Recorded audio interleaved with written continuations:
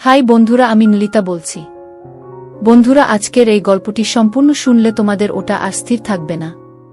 কথা দিচ্ছি, শেষে গিয়ে তোমাদের ওটা অনেক হালকা লাগবে। তো চলুন আসল গল্পে চলে যাই। বন্ধুরা, আজকের এই গল্পে আপনাদের স্বাগতম। আমি ঈশান। আমাদের পরিবারে ছিল মা, বাবা আর আমি। আগে আমাদের সাথে আমার দিদিও থাকতো, কিন্তু দিদির বিয়ের পর বাড়িতে আমরা তিনজনই থাকতাম। আমাদের আবাসনটি ছিল একটি ব্যস্ত এলাকায়। তবে পরে বিভিন্ন কারণে লোকসংখ্যা কমে যায়, যদিও করোনার সময় ছিল তখন। তাই অনেকেই বাড়ি থেকে কাজ করত, এজন্য অনেকে গ্রামে চলে যায়। তবে 2021 সালের পরে ধীরে ধীরে আমাদের সোসাইটি আবার চঞ্চল হয়ে ওঠে। বিভিন্ন উৎসব পুনরায় উদযাপন হতে শুরু করে। আমার মায়ের নাম ছিল মাধুরী। তিনি তার নামের মতোই সুন্দর এবং মুক্ত চিন্তার অধিকারী ছিলেন।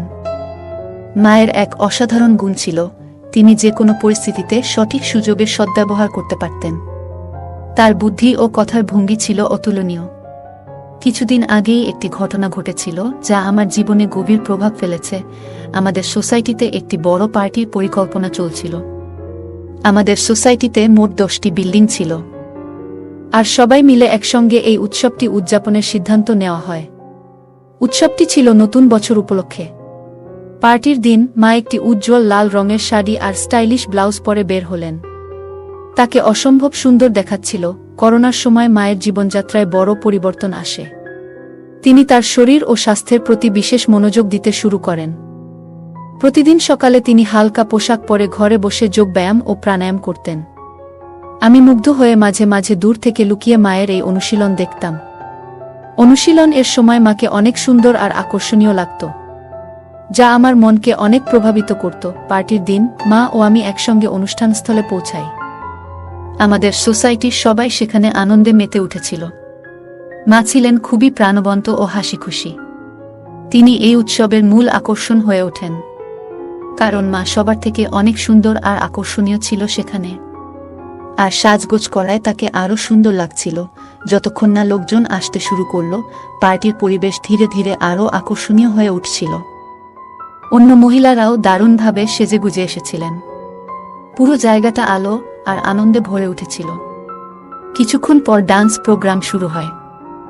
সবাই একের পর এক মঞ্চে উঠে নাচতে শুরু করল। আমিও নিজের মতো করে পার্টির মাঝে ঢুকে পড়লাম। পার্টির এক কোণে গিয়ে আমি এক বোতল পানীয় তুলে নিই। লুকিয়ে লুকিয়ে পান করতে থাকি। এদিকে নাচের মধ্যে একটা মেয়ের সঙ্গে আমার আলাপ হয়। তার নাম ছিল নেহা। তার হাসি আর কণ্ঠে যেন কিছু আলাদা আকর্ষণ ছিল। সে আমার কাছে এসে কথা বলল এবং এক পর্যায়ে আমাকে প্রস্তাব দেয়। নেহা আমাকে বলল, চলো আমার বাড়ি, আমি তোমার পাশে কিছু সময় থাকতে চাই। আমি তখন এমন অবস্থায় ছিলাম যেখানে আমার নিজের উপর নিয়ন্ত্রণ ছিল না। মন চাইছিল কোনো কিছু নতুন করার। আমরা ঠিক পার্টি ছেড়ে বেরিয়ে যাব, এমন সময় আমার মা সেখানে এসে পৌঁছালেন। মা বুঝতে পেরেছিলেন যে আমি কোথাও লুকিয়ে আছি, আর তিনি আমাকে খুঁজতে খুঁজতে ঠিক সেখানে চলে এলেন। মা আমাকে দেখতে পেয়ে থমকে গেলেন। তার চোখে উদ্বেগ আর কষ্টের ছাপ ছিল। তিনি আমার হাত ধরে বললেন, তুমি কি জানো তুমি কি করতে যাচ্ছ? এই পথে হেঁটো না, জীবনকে নিজের নিয়ন্ত্রণে রাখো। মায়ের কথাগুলো যেন আমার ভিতর গভীর ছাপ ফেলল। পার্টির এক কোণে যখন আমি লুকিয়ে পানীয় পান করছিলাম, তখন হঠাৎ মায়ের গলা শুনতে পেলাম। মা আমাকে খুঁজে পেয়ে ডাক দিলেন। আমি হতবাক হয়ে গেলাম, আর নেহা ভয় পেয়ে চুপচাপ সেখান থেকে চলে গেল। আমি মায়ের দিকে এগিয়ে গেলাম। মা আমাকে দেখে বললেন, এটা কি তোমার পার্টি করার স্টাইল? আমি কিছু বলার আগে মা আমার মুখের দিকে তাকিয়ে বললেন, তুমি কি পান করেছ? তোমার মুখ থেকে তো পানীয়ের গন্ধ আসছে। লজ্জা করে না তোমার? আমি মাকে বোঝানোর চেষ্টা করলাম। বললাম, মা, এটাই আমার প্রথমবার। বছরের এই দিনটা একটু আনন্দ করতে চেয়েছিলাম। মা আমার কথা শুনে শান্ত স্বরে বললেন, আনন্দ করো, কিন্তু এমন গোপনে নয়। যদি কেউ দেখে ফেলে বা জানতে পারে, তবে তোমার বাবার মান সম্মান কি হবে? নিজের কাজের জন্য পরিবারের মানমর্যাদা নষ্ট করো না। আমি প্রতিশ্রুতি দিলাম, মা, আমি আর কখনো এমন করব না। সবকিছু তোমাকে জানিয়ে করব। মা আমার দিকে তাকিয়ে বললেন, সত্যি বলতে, সমস্যা আনন্দে নয়, সমস্যা তখন হয় যখন তুমি লুকিয়ে কিছু করো। যা করছো তা সঠিক পথে করো। আর বাইরের কারো কাছে এমন কিছু করো না যাতে তারা তোমার বা আমাদের সম্মান নিয়ে কথা বলতে পারে। এরপর আমি মায়ের হাত ধরে বললাম, মা, আজকের দিনটা নষ্ট করো না, তুমি এসো, আমাদের সঙ্গে পার্টিতে যোগ দাও। মা আমার কথায় রাজি হয়ে গেলেন। আমরা আবার পার্টিতে ফিরে গেলাম। মা ধীরে ধীরে স্বাভাবিক হয়ে উঠলেন এবং অন্যদের সঙ্গে কথা বলতে শুরু করলেন। কিছুক্ষণ পরে লোকজন পার্টি ছেড়ে বেরিয়ে যেতে শুরু করল, কারণ ড্রিঙ্কস শেষ হয়ে গিয়েছিল। তখন মা আমাকে একটি টেবিলের কাছে নিয়ে গিয়ে বসলেন। হঠাৎ মা বললেন, আমিও একটা পানীয় চেখে দেখতে চাই। যাও, সেই কোণ থেকে একটি বোতল নিয়ে এসো, যেখানে তুমি আগে ছিলে। আমি মায়ের কথা শুনে অবাক হলাম। আমি বিস্মিত হলেও বোতল নিয়ে এলাম। মা নিজেই দুটি গ্লাসে পানীয় ঢাললেন এবং বললেন, এই সময়ে আনন্দের মাঝেও দায়িত্বশীল হতে শেখা উচিত। আনন্দ করো, তবে কখনো এমন কিছু করো না যাতে নিজের কিংবা পরিবারের সম্মান প্রশ্নবিদ্ধ হয়। মায়ের কথাগুলো আমার মনে গভীর দাগ কাটল। সেই দিনটি শুধু একটা পার্টি ছিল না, বরং জীবনের একটা গুরুত্বপূর্ণ শিক্ষা পেলাম সেই রাতে। মায়ের অনুরোধে আমি পানীয়ের দুটি গ্লাস তৈরি করলাম। মা জানতে চাইলেন, দুটি কেন? আমি মৃদু হেসে বললাম, একটি তোমার জন্য এবং একটি আমার জন্য। মা প্রথমে রাগ করে আমার দিকে তাকালেন, তবে আমার হাসি দেখে শান্ত হলেন। আমরা চিয়ার্স করলাম, আর মা দ্রুত নিজের গ্লাস শেষ করলেন। এরপর তিনি আমার গ্লাসটি নিয়ে সেটিও পান করতে শুরু করলেন। আমি অবাক হয়ে তাকিয়ে রইলাম। দুটি চুমুক পর আমি মায়ের হাত থেকে গ্লাসটি নিলাম এবং বললাম, আমি আরেকটি নিয়ে আসি। মা হেসে বললেন, তাহলে তাড়াতাড়ি যাও। আমি আরেকটি ছোট বোতল নিয়ে এলাম। এবারও দুটি গ্লাস তৈরি করলাম, একটি মায়ের জন্য এবং একটি আমার জন্য। মজার ব্যাপার হলো, আমি তখনও আমার গ্লাস শেষ করিনি, কিন্তু মা ইতিমধ্যে নিজেরটি শেষ করে বোতল থেকেই পান করতে শুরু করলেন। মা পুরোপুরি মাতাল হয়ে গেলেন, আর আমি একদিকে হাসতে হাসতে তাদের সামলানোর চেষ্টা করছিলাম। এরপর আমি মাকে ধরে সোফায় বসালাম। সময় তখন রাত 11:05। একে একে সবাই ছাদে চলে গেলেন নতুন বছরের শুভেচ্ছা জানাতে, কিন্তু আমি এবং মা নিচে রইলাম, কারণ তিনি তখন কিছুটা অসুস্থ অনুভব করছিলেন। আমি মায়ের পাশে বসে নিউ ইয়ার কাউন্টডাউন শুরু করলাম। ঘড়ির কাঁটা 12টা ছুতেই আমি মাকে জড়িয়ে ধরলাম এবং নতুন বছরের শুভেচ্ছা জানালাম। এটি ছিল আমার জীবনের প্রথমবার যখন আমি মায়ের সঙ্গে এত আপন মুহূর্ত ভাগ করলাম। মায়ের গালে পাউডার আর মেকআপের মিষ্টি সুগন্ধ তখনও আমার মনে গভীর দাগ কাটল। এই রাতটি শুধুই একটি নতুন বছর উদযাপনের জন্য ছিল না, এটি ছিল মায়ের সঙ্গে আমার জীবনের এক নতুন অধ্যায়ের শুরু। মা সেদিন একটু অসুস্থ বোধ করছিলেন। তিনি বললেন, আমার এক হাত ঠিক মতো কাজ করছে না এবং এক হাতে শরীরে চুলকাচ্ছিলেন। আমি দেখে বুঝতে পারলাম তিনি হয়তো একটু অস্বস্তিতে আছেন। আমি তার কাছে গিয়ে বললাম, মা, একটু বসো, আমি তোমাকে সাহায্য করছি। হঠাৎ আমার হাত তার গায়ে লেগে গেল। মা বললেন, কি হচ্ছে? একটু সাবধানে থাকো।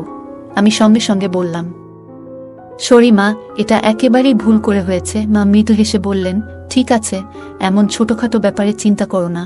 এরপর আমি তাকে আরাম দেওয়ার জন্য পাশে বসে তার সাথে কথা বলতে শুরু করলাম। তারপর তিনি বললেন, আমি তখন থেকেই তোমাকে লক্ষ্য করছি। আমার শরীর চুলকাচ্ছিল, তাই আমি চুলকিয়েছি, কিন্তু তোমার দৃষ্টি সেদিকে চলে গেছে। তখন আমি আবার ক্ষমা চাইলাম এবং বললাম, এটা আর কখনো হবে না। তিনি বললেন, আমি তোমাকে ক্ষমা করছি না, শুধু একটু রাগ হচ্ছিল। তারপর তিনি আমাকে ঠাট্টা করে বললেন, আমার ছেলে ভয় পেয়ে গেছে, আমার ছেলে ভয় পেয়ে গেছে। তিনি ইচ্ছাকৃতভাবে এটি করছিলেন। তারপর আবার ঠাট্টা করে বললেন, এখন কেমন লাগছে? আমি বললাম, খুব ভালো লাগছে। এরপর তিনি আমাকে সোফায় ঠেলে দিলেন এবং বললেন, এখন দেখো আমাকে কেমন লাগছে। আমি মাকে দেখে বললাম, মা, তোমাকে আজ খুব সুন্দর লাগছে। মা মজা করে পোজ দিয়ে বললেন, আমাকে দেখো, আমি কি মডেলের মতো লাগছি? আমি হাসি থামিয়ে বললাম, মডেল তো নয়, তার থেকেও বেশি সুন্দর লাগছে। তখন মা ঠাট্টা করে বললেন, তাহলে কি আমি সেই মেয়েটির থেকেও সুন্দর যার সঙ্গে তুমি তখন গল্প করছিলে? আমি লাজুকভাবে হেসে বললাম, মা, তুমি সবার থেকে আলাদা, তোমার তুলনা হয় না। মা হেসে বললেন, ভালো করে বলো, সত্যি কথাই বলছো তো? আমরা দুজনই হেসে উঠলাম এবং সেই মুহূর্তটা খুব আনন্দময় হয়ে উঠল। আমি মাকে বললাম, মা, তোমার তুলনা কারো সঙ্গেই করা যায় না। মা মজা করে বললেন, তাহলে বলো, সেখানে কি এত পছন্দ করেছিলে? আমি হেসে উত্তর দিলাম, কিছু না মা, শুধু মজার ছলেই কথা বলছিলাম। মা হাসি দিয়ে বললেন, সব ঠিক আছে। আজ রাতটা একটু ভিন্নভাবে শুরু করি, নতুন বছরের আনন্দে মেতে উঠি। তখন আমি মজার ছলে বললাম, তুমি কি প্রস্তুত? মা মজা করে বললেন, আর যদি প্রস্তুত না থাকি? আমরা দুজনেই হেসে উঠলাম এবং সেই মুহূর্তটা হাসি ঠাট্টায় ভরে গেল। রাতে মা বললেন, তুমি কি সত্যি আমাকে সারা রাত এভাবে ধরে রাখবে?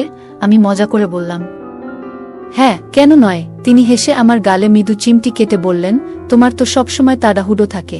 আমি তাকে সান্ত্বনা দিয়ে তার ঘরের দিকে নিয়ে যেতে শুরু করলাম। তিনি হেসে নামমাত্র বাধা দেওয়ার ভান করলেন, কিন্তু তা ছিল মজার ছলে। ঘরে পৌঁছে আলো জ্বালিয়ে তিনি বললেন, এখন কি করব বলো? আমি মজার ছলে বললাম, আরাম করে ঘুমানোর সময় হয়েছে মা। তিনি একটু চিন্তিত ভঙ্গিতে বললেন, তবুও এত দেরি করে ঘুমানো কি ঠিক হলো? আমি হাসি মুখে বললাম, আজকের রাতটা বিশেষ মা, একটু মজা করলে ক্ষতি নেই। আমরা দুজনেই হেসে উঠলাম, আর সেই মুহূর্তটা আনন্দে ভরে উঠল।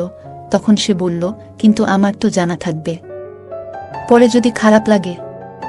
এখন হয়তো ভালো লাগছে, কিন্তু ভবিষ্যতে এই সম্পর্কের দিকটা হয়তো বদলে যাবে।